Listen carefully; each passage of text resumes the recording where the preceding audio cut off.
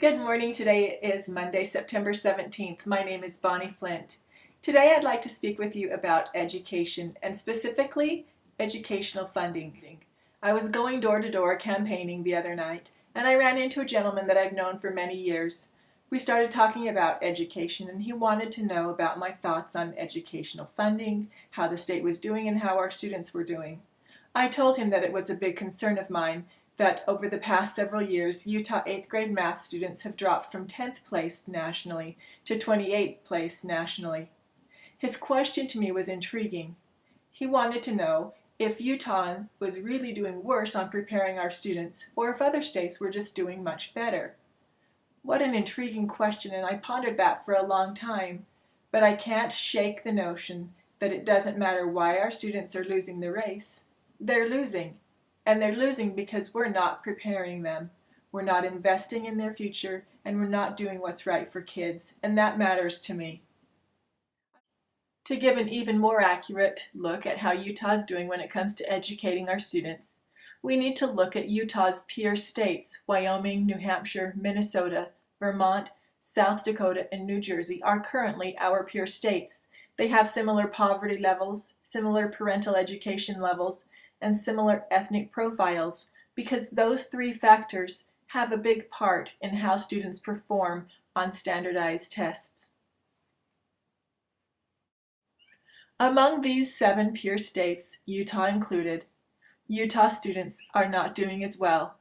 In fact, when it comes to these standardized test scores in the math area, science, and language arts, Utah students often rank dead last. Today we're only going to look at math scores for 8th graders over the years. In 1992, Utah had different peer states because of shifting demographics. In that year, Minnesota, New Hampshire, and Idaho were our peer states. Of those, we were last, but we were still 10th place in the nation. The next time we tested was 1996. Again, we're looking at 8th grade math.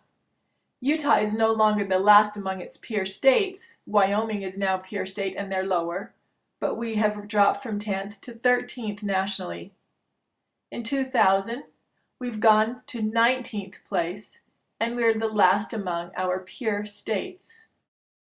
Just 13 years after we started, by 2005, Utah had dropped to 29th place and was still last among our peer states.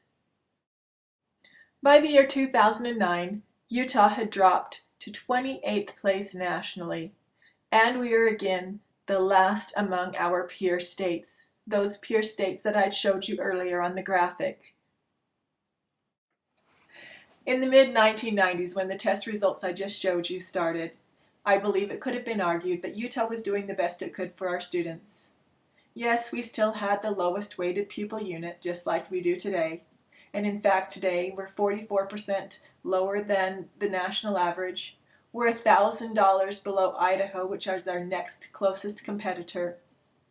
But there were other factors in play back then that are no longer true today.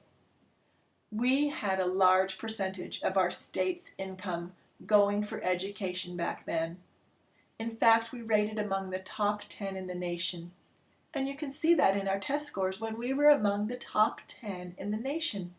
I believe Utah students deserve that. Over the years, while many believe that that funding trend is still true today, that we're still doing the best we can, we're not.